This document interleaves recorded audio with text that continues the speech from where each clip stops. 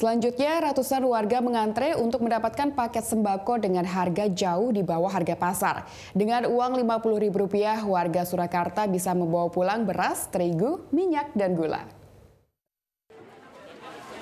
Kementerian Perdagangan bekerjasama dengan Pondok Pesantren di Surakarta menggelar pasar murah di bulan Ramadan.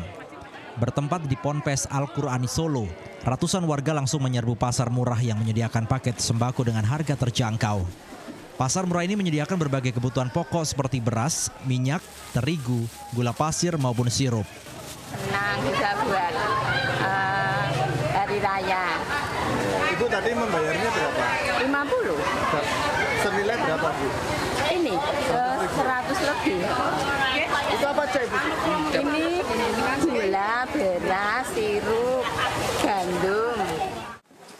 Menggandeng perusahaan swasta selama bulan Ramadan, Kemendak bekerja sama dengan 200 lebih pondok pesantren yang ada di berbagai daerah untuk menggelar pasar murah. Keuntungan hasil dari penjualan sembako akan disumbangkan ke pondok pesantren yang bertindak sebagai penyelenggara. Pesantren ini menjadi sebuah salah satu simpul masyarakat yang bisa memperluas nilai manfaat tadi. Bukan hanya pada santrinya, tapi juga kepada masyarakat sekitar.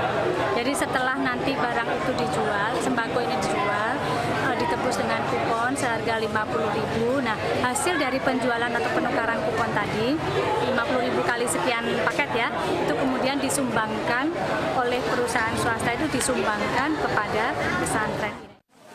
Dengan hanya membawa kupon yang dibagikan, warga mendapatkan paket sembako dengan hanya membayar Rp50.000. Berlangsung hingga tanggal 23 Juni, pasar murah ini menyasar kalangan masyarakat kurang mampu. Kurniawan Arif melaporkan untuk NET.